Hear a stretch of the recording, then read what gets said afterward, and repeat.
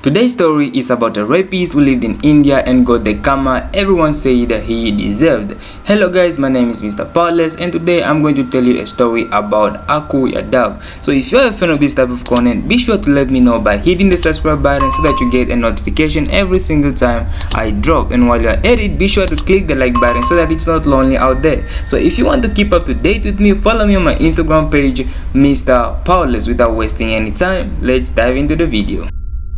Aku Yadav lived and did business in a small area called Basta. So it's a small area with around 70 old hutments under the Jaripatka police station.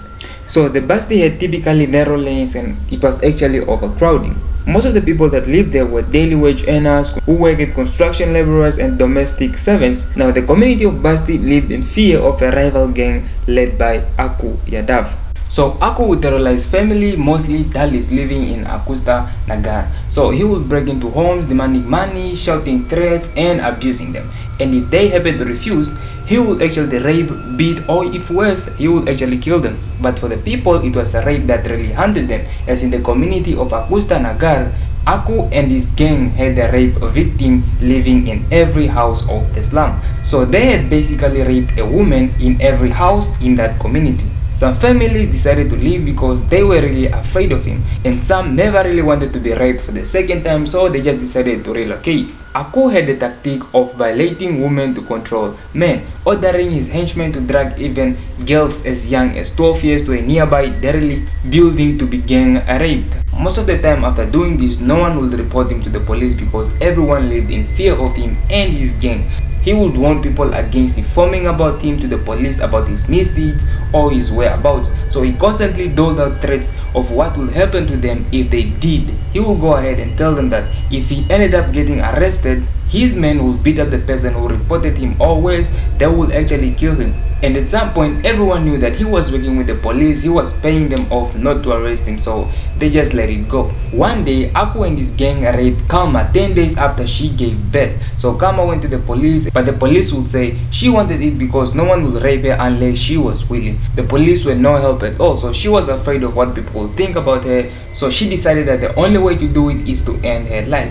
So she went home, took out kerosene, and then poured it on herself, took a lighter and then lit it. Her whole body eventually caught fire and then she would die. Aku's gang will go ahead and pull another woman from her house when she was just 7 months pregnant, and then they dragged her in the street. Everyone was just watching of what was happening. They stripped her naked and then they raped her on the road while everyone was just watching. So the woman also went to the police, but she wasn't helped. So several women, after being raped or abused, they will go to the police, they will talk to the police about what had happened, but then the police will say they are loose characters, they were probably dressed like hoes, that's why they were raped. Aku and his gang did something really bad and then they were abolished from the city. Now instead of him leaving the city, he stayed. One day, a woman went on national TV where she spoke about Aku and his gang and what they were doing in the community. So the woman would go on and tell stories and that they lived in fear. So the people in the community thought that since at this point the whole nation had their cries, they would be saved. But then the next day after the woman appeared on TV, Aku went to the woman's house where she lived with her husband around 4 to 5 in the morning. He knocked sharply at the door and called out loudly that he was a police official and asked them to open the door because he wanted to investigate something. So the woman's husband decided to wake up and then open the door. So the moment he opened the door, Aku hit him on the thigh with a knife and then beat him up. Afterwards, he was forced to go in the bathroom and then they locked him up. Then he dragged the woman all the way by her hair to some place where he began to rape her. So the woman would fight back, but then the woman was no match for Aku and his gang. So after he was done with her, he decided to let her go and she returned after 3 to 4 hours. So the woman went to the police station, but then the police were very insensitive and cruel. Dozens of Aku's rape victims reported the crimes, but then the police wouldn't take any actions against him. When Aku was 32, he had at least 3 confirmed murders and had raped more than 40 women. On July 27th, Aku would get some false information that a man named Vilas was informing against him. So Aku went and threatened Vilas' wife's brother and warned him that he would harm Vilas if he continued with what he was doing. He also abused Vilas in front of her brother-in-law. The next day, Aku went to Vilas' sister-in-law, Usha Narayana's house and threatened to abduct her and raped her. He then went directly to Vilas' house on the night of the 30th July and then threatened to kill him. The reason why he was doing this, he thought that Vilas was actually an informer. So Vilas knew that the only way he could get out of this alive was if he tried to contact the police. So Vilas decided to call the police late at night. So Vilas complained to the police that Aku was actually threatening him and his family, and he had actually been abusing him. And then first information report was registered on the 2nd July. On the same day, Vilas would complain to the DCP about Aku still living in the community even though he was abolished from stepping foot in it again.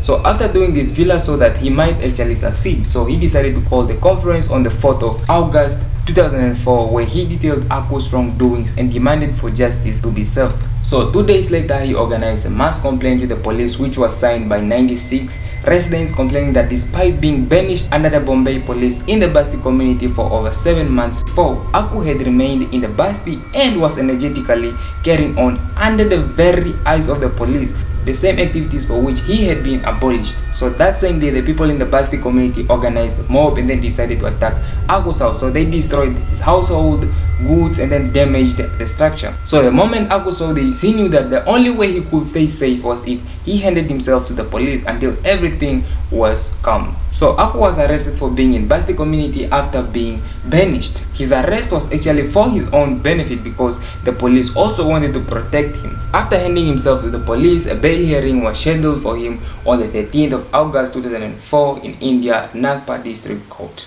So word spread to the neighborhood that the court might release him on bail. Now people knew this because every time Aku was arrested, he was given bail, even though the crime he committed were actually supposed to jail him for the rest of his life. So this prompted hundreds of women marching from the community to the courthouse, walking into the courtroom, and then some taking seats in the front row. Now on that day at around 2:30 p.m, Aku was being escorted by police officers along with 3 other accused persons. Aku was tied to another accused and they were walking in pairs. As the police brought Aku and other accused near the entrance, they noticed the mob moving towards them. So the head constable immediately noticed that something was wrong, so he ran and slammed shut the iron channel gate at the entrance of the court. Now the gate was really old and he knew that it could be broken at any time, so he told one of the escorting constables to run to the police control room, which was about 150 yards from the court premise, to bring back enough backup so they could stop the wild mob. Meanwhile, the mob began to shake the gate until it actually broke open. So they decided to enter the room through the corridor where Aku was standing. So the mob then stopped moving towards him and then just watched him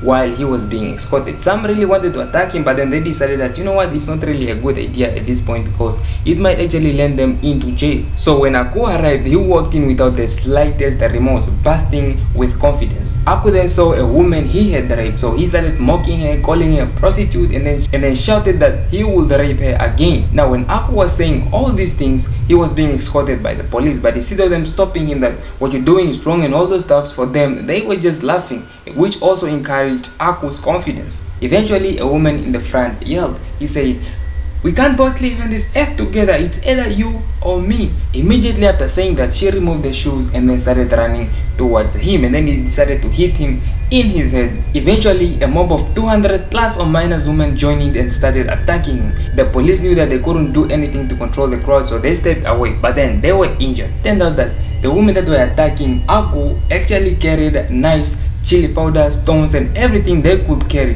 They started to hit and then stab Aku. So Aku was stabbed more than 70 times and he was hit with stones, and then they threw chili powders. Some women decided to pass over the knives so that each and everyone could actually have a stab on him. So one woman decided that stabbing him isn't really enough for him, so he decided to remove his pants and then decided to grab his penis and then cut it off with a knife. Well, these things were happening. Aku was horrified and shouted, "Forgive me, I won't ever do it again." But the women just passed their knives on and then kept stabbing him, and the police couldn't help. And then eventually Aku died, so the police officers decided to leave the scene, overwhelmed and then terrified. 5 women were arrested immediately but then released following demonstrations in the city. So every woman living in the location claimed the responsibility for the killing of Aku. The women returned to the community and told the men that they had killed Aku. Celebration erupted in the community with music and dance, and the people who had left because they were in fear of Aku ended up coming back to their community.